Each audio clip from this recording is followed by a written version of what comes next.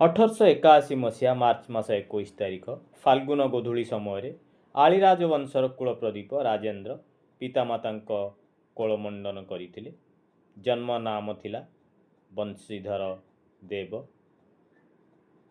1903 ମସିହାରେ ଉତ୍କଳ ସମ୍ମିଳନୀ ଆରମ୍ଭ ହେଲା ଓ 1936 ମସିହାରେ ଓଡ଼ିଶାକୁ ସ୍ୱତନ୍ତ୍ର ରାଜ୍ୟର ମାନ୍ୟତା ମିଳିଲା।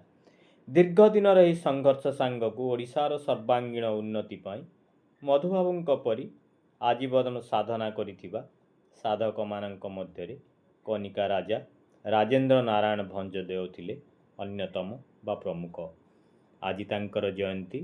ତାଙ୍କ ଜୟନ୍ତୀରେ ଏ ଉତ୍କଳୀ ଭାବପୂର୍ଣ୍ଣ ଶ୍ରଦ୍ଧା ନିବେଦନ କରୁଛି, ପ୍ରଣିପାତ କରୁଛି ଏ ଜାତି ପାଇଁ, ଏ ରାଜ୍ୟ ପାଇଁ ତାଙ୍କର ଅବଦାନକୁ ମନେ ପକାଉଛି।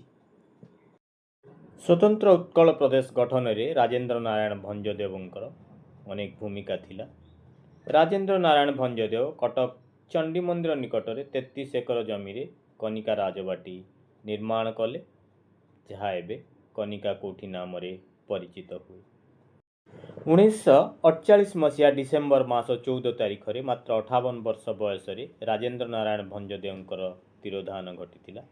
ଓଡ଼ିଶାକୁ ସ୍ୱତନ୍ତ୍ର ରାଜ୍ୟର ମାନ୍ୟତା ପାଇଁ ତାଙ୍କର ଅଗ୍ରଣୀ ଭୂମିକା ଓଡ଼ିଶା ଇତିହାସରେ ଏକ ଅଭୁଲା ଅଧ୍ୟାୟ ହୋଇ ରହିବ। ତାଙ୍କର ଆଜି ଜୟନ୍ତୀ। ତାଙ୍କ ଜୟନ୍ତୀରେ ଏ ଉତ୍କଳୀ ପୁନର୍ବାର ଶ୍ରଦ୍ଧାସୁମନ ଅର୍ପଣ କରୁଛି, ବିନମ୍ର ଶ୍ରଦ୍ଧାଞ୍ଜଳି ଜ୍ଞାପନ କରୁଛି, ପ୍ରଣିପାତ କରୁଛି। ଧନ୍ୟବାଦ। ବନ୍ଦେ ଉତ୍କଳ ଜନନୀ।